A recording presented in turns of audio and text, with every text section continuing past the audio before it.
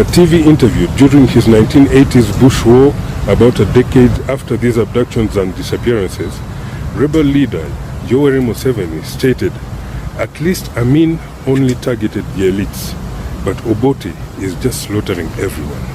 They're very much worse than they were under Amin, because under Amin, first of all, Idi Amin was not killing people outside the intellectual class.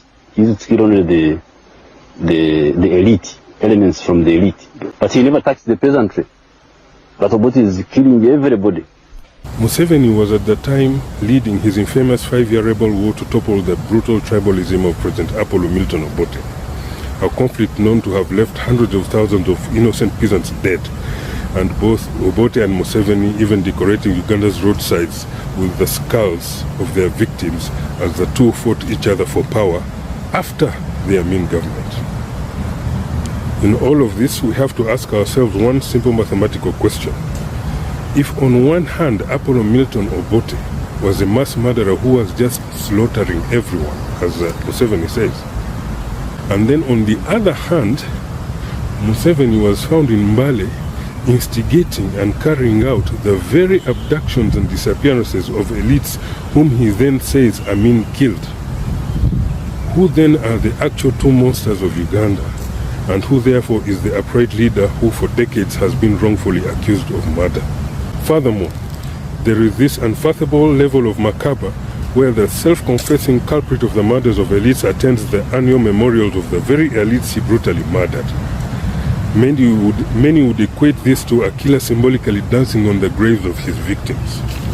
Essentially, the cruelty of wanting to disturb the peace of the dead 50 years later, and doing so in eerie somberness right in front of the victims' families and some Benchuanuka betrayers.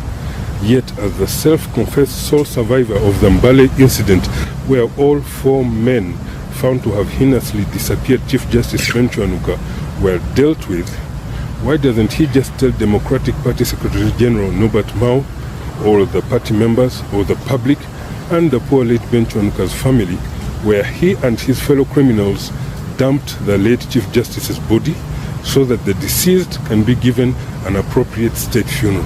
In light of all this, I would like everyone to know that we, the Amin family, understand best anyone who has suffered immense mental trauma and harrowing emotional distress stemming from cruel disinformation waged against them with false and baseless accusations that are literally hurting innocent people and generating tremendous stigma, grotesque myths, ridicule, malice, demonization and propaganda against any innocent person. Who on this planet has been able to withstand the worst lies and the most vagabond insults against an innocent person more than what Amin has been the victim of? Yet he remained silent and not even responded to the deliberate, heinous disinformation orchestrated against him every single day for over 50 years and counting by angry, malicious, unapologetic killers and political charlatans who frantically try to dodge carrying responsibility for their own crimes. Thank you.